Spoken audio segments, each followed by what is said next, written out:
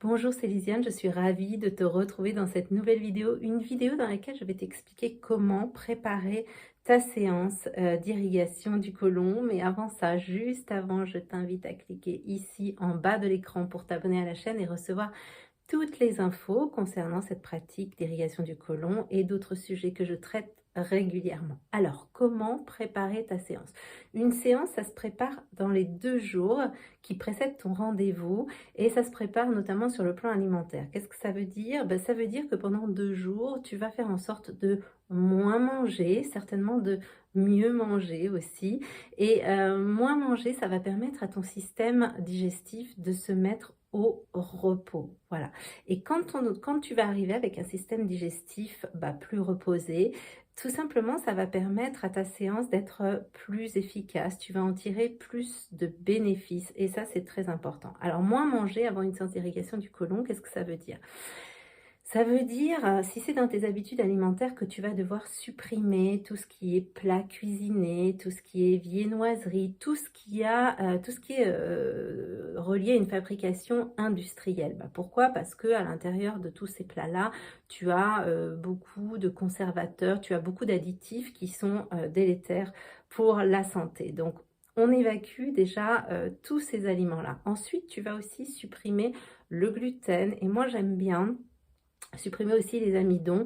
Pourquoi? Parce que tout ça, ce sont des cols potentiellement pour l'intestin. Donc là aussi, si tu les supprimes de ton alimentation, au moins dans les 2 jours qui précèdent la séance, ce sera déjà mieux que rien. Et puis tu vas supprimer les produits laitiers. Pourquoi les produits laitiers? Parce que certaines fois, ça peut être un petit peu compliqué pour toi de les digérer.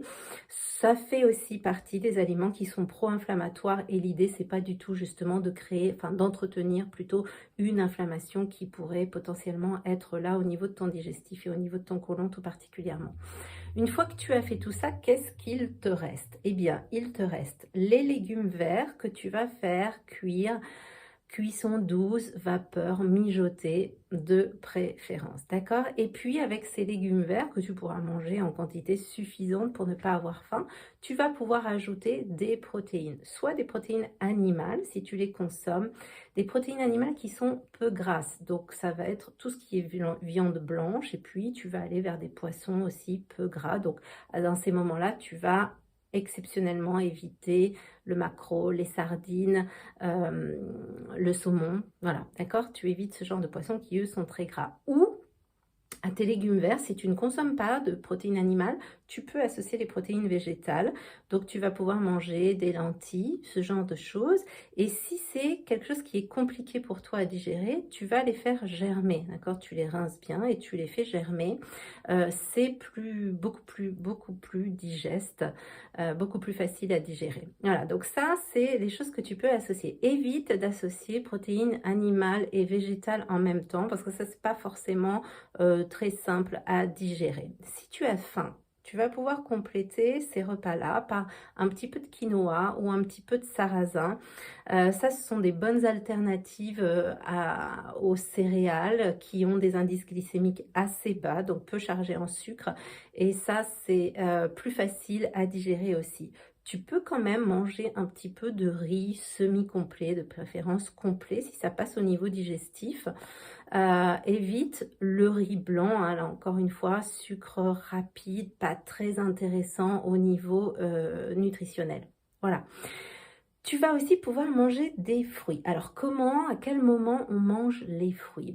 Là aussi, ça dépend un petit peu de comment ça se passe pour toi au niveau digestif.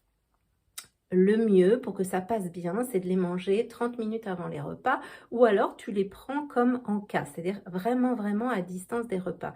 Tu peux aussi les faire cuire très légèrement de manière à ce que ça passe mieux, à ce que tu les digères bien. Qu'est-ce que ça veut dire des fruits qui sont mal digérés? Ça peut être, manifesté ça peut se manifester par des reflux, tu vois, gastriques, de l'acidité ou des ballonnements, d'accord? Ballonnement, si ton ventre gonfle, ça veut dire que, il y a quelque chose qui passe pas très bien. Ensuite, au petit-déj, qu'est-ce que tu vas faire? Tu peux très bien te préparer un miam aux fruits. Voilà, ça c'est super. Tu peux aussi te faire, voilà, des flocons de quinoa avec un lait végétal, dans lequel tu peux ajouter un petit peu de graines de chia aussi, par exemple. Hein, voilà, ça c'est des exemples de petits déjeuners que tu peux prendre pendant tes 2 jours de préparation. Ensuite, le jour du soin, surtout, tu arrives à jeun dans les 3 heures qui précèdent la séance. 2 raisons à ça. D'abord, ce sera plus confortable pour toi parce que tu ne seras pas en train de digérer pendant ta séance d'irrigation du côlon. Et la deuxième raison, c'est que justement ton énergie, elle va vraiment être totalement disponible pour ce nettoyage, pour favoriser les processus de nettoyage et les bienfaits que tu vas en tirer après. Ensuite, qu'est-ce qui se passe? Eh bien, après ta séance d'irrigation du côlon, tu vas faire une sorte de remontée alimentaire. C'est-à-dire que tu ne vas pas tout de suite reprendre tes habitudes alimentaires qui sont peut-être assez complexes ou peut-être un peu trop riches ou peut-être un peu trop sucrées. En tout cas, tu vas pas amener tout de suite de la complexité dans tes repas.